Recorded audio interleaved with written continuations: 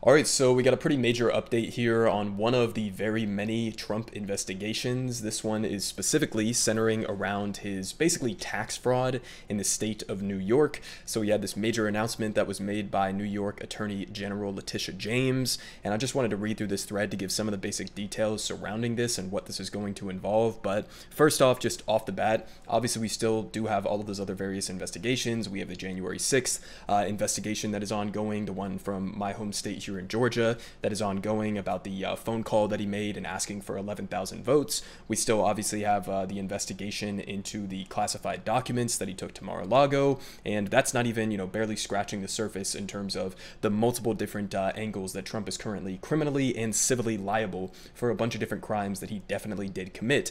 Now, this one is a civil lawsuit that she's bringing against basically the entirety of the Trump family, but specifically centering around the Trump organization and his business dealings within New York City, where again, essentially, he basically did tax fraud and overvalued his properties when it came to getting loans from banks, and then undervalued them when it came to actually having to pay his tax bills. So this is pretty much like straight up as clean cut as it gets in terms of the evidence pointing to criminality on the part of Donald Trump. So again, this part that we're about to read is centered around the civil case that is going against him, and also we do have further developments. We have Letitia James also announcing that she is going to be recommending that federal prosecutors and the IRS investigate on the criminal side of this. So this is not, any of this information necessarily as what we know yet. It's not going to be a type of situation where you see Trump marched off in handcuffs. So now let's go ahead and get into some of the details here. So she says, our suit against Donald Trump and the Trump Organization alleges a years-long financial fraud scheme.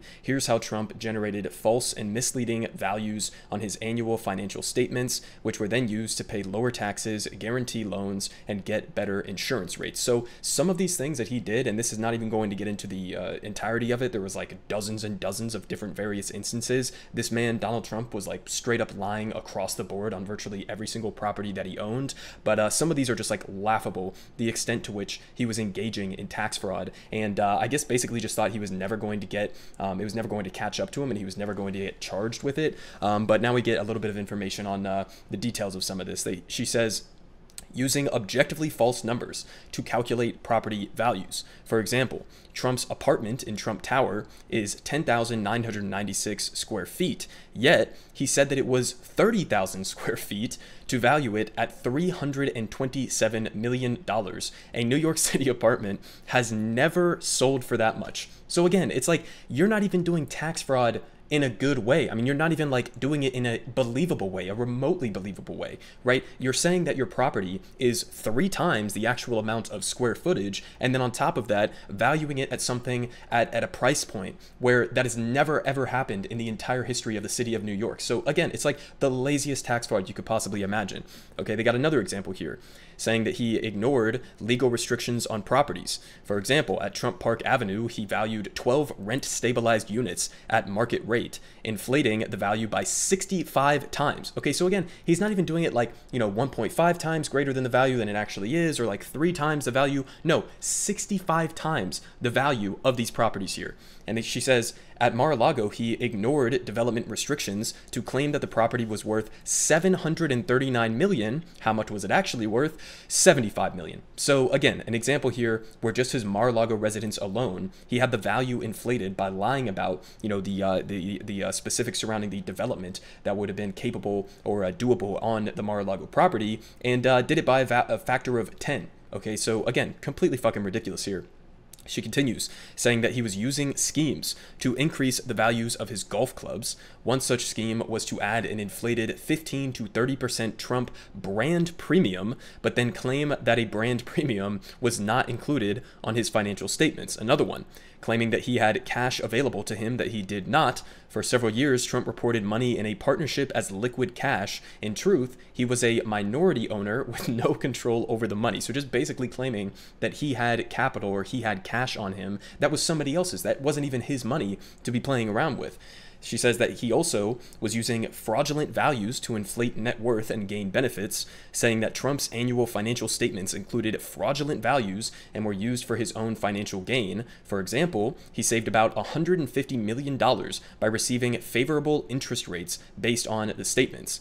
she says, she continues here. So those are just a couple of different examples here, right? Barely even scratching the surface. You can go and I'll actually link down below if you want to go watch the full press conference. But I mean, she went on a tear where she was listing off all of the various examples, or just some of the examples. And I mean, it was dozens, like dozens of different properties from what I saw, where he was basically committing this widespread tax fraud. But she finishes off here saying that actions have consequences, along with referring the criminal violations we have uncovered to the U.S. Department of Justice. My office is seeking to, number one, ban Donald Trump, Donald Jr., Ivanka, and Eric from serving as an officer or director in any New York business. So basically shutting down the entire Trump family's ability to do business in New York for a foreseeable future.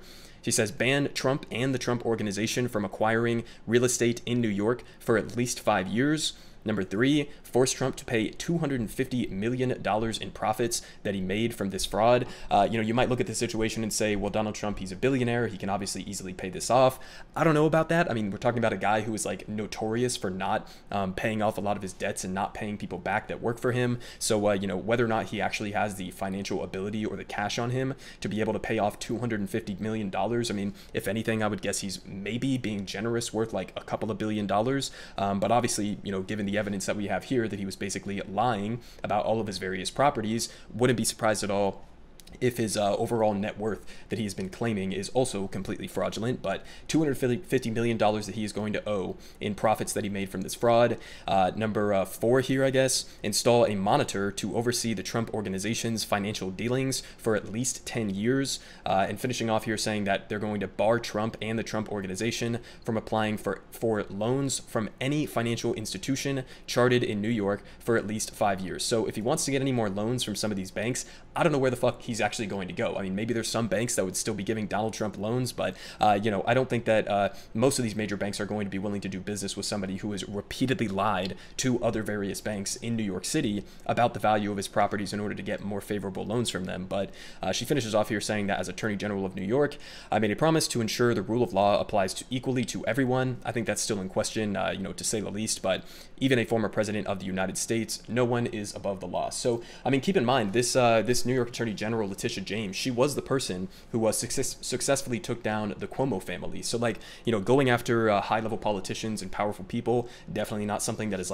out of her scope or something that she has done before. So, this is a pretty major announcement. Again, obviously, this isn't going to be a situation where you see Donald Trump marched off in handcuffs or anything like that, but she is recommending that the IRS and the Department of Justice do an investigation into a criminal probe into the same, violations of tax law and bank fraud, basically, that he was committing here. But I mean, again, this is an open and shut case.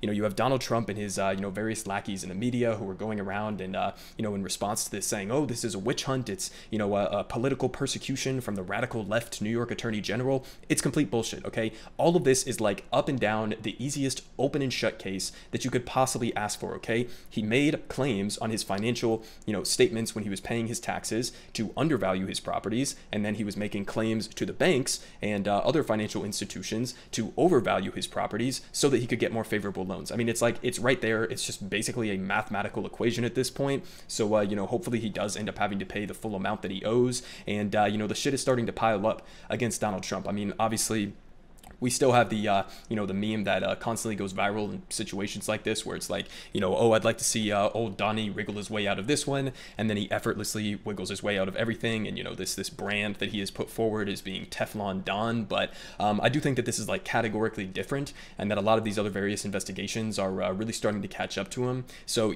I don't have any anticipation that any of these criminal investigations or civil lawsuits or anything are actually going to end up with Donald Trump sitting behind bars. But, I mean, definitely in terms of financial liability and in terms of just political pressure and institutional pressure, everything is starting to really pile up against the former president of the United States. And it'll be interesting to see how all of this plays into not only the midterm elections, but also, inevitably when Donald Trump decides that he wants to run in 2024, especially considering that we have seen him, along with a lot of his other various lackeys, basically going out and vaguely threatening Justice Department officials and the FBI and shit like that in the aftermath of a lot of these investigations. So, I mean, shit is starting to heat up, to say the least, and I'll keep you guys updated as we get more information in terms of all of these different various investigations that are still ongoing.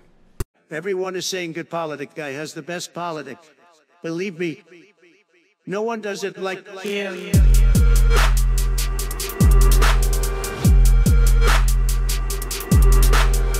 Believe me. Everyone is saying